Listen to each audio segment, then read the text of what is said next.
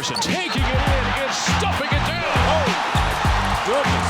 Justin Anderson just went top floor. Anderson fires up the three. That's up and good. A cold-blooded three from Justin Anderson. Justin Anderson to bring the spark like nobody else can. From the moment he stepped on grounds, Justin Anderson has energized Virginia basketball.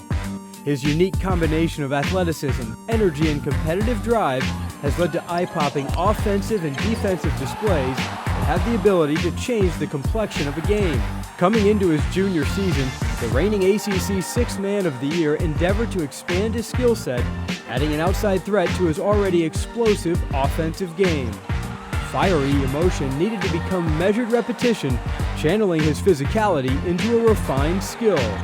I knew that I was going to be different in so many different ways. Going into the season, certain guys had to step up in order to keep this program at a high level. And Coach Bennett told us at the end of the season, go home and everybody work on your offensive game. He said the defensive stuff we'll take care of naturally. And I took a lot of pride in that when he told me.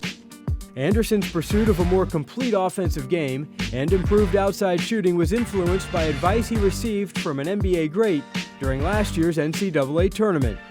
Reggie Miller, second all-time in NBA history in three-point field goals, detailed his own practice regimen and the dedication it takes to become a great shooter. We had a good little conversation just about squaring up and using your balance, finding your balance on jump shots. But the one thing that stuck out to me is the repetition. He said he used to get up 500 to 1,000 shots a day. For him to get that many shots up, that just means that he's just taking the time out of his day to just get his shots up, get his reps up. And I think that's really what I've implemented a lot, to not even to my game in the offseason, but in season as well. I come in sometimes and make 200 shots at like 11 or 12 o'clock at night. So I think that's really helped with my confidence and that, like I said, the repetition that I've heard from so many different people. I tried to put that into effect. The junior guard approached his summer workload seriously, training with his cousin, Chicago Bears tackle Jermon Bushrod. The trip to Chicago eventually led to a meeting with basketball trainer Steve Pratt and ended with Anderson's renewed focus on the mechanics of his shot. My cousin plays for the Chicago Bears, so I told him I wanted to be out there with him while he trains. He was gracious enough to allow me to do that, spend time with him and his family, and I trained out there, and I think it was a great offseason.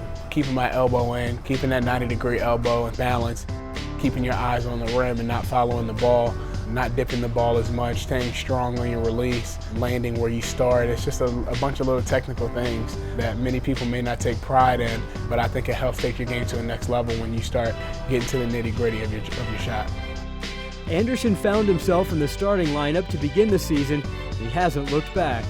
He not only leads the Cavaliers in scoring, but sits atop the ACC in three-point shooting at over 50%. His off-season work was put to the test in the first conference road tilt of the season.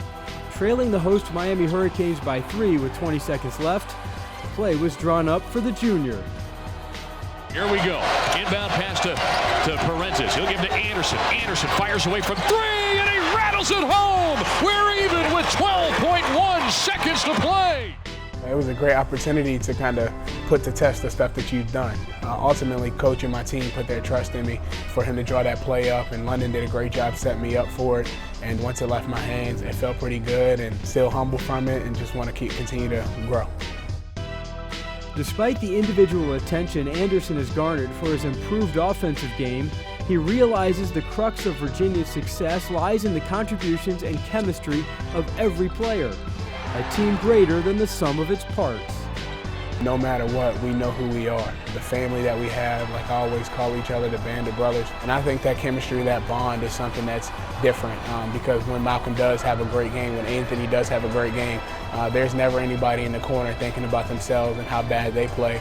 We praise the guy who had a great game, and we're just thankful for the win. We try to just continue to make sure we understand what's going on and be appreciative, but at the same time, just continue to stay humble and fall in love with the process of it happening.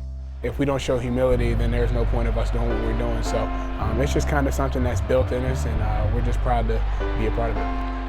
You know what that comes as a product of? That is, I have put the time in the gym, in the off-season, and during the regular season, 300, 400 shots. You're seeing fearless shot making.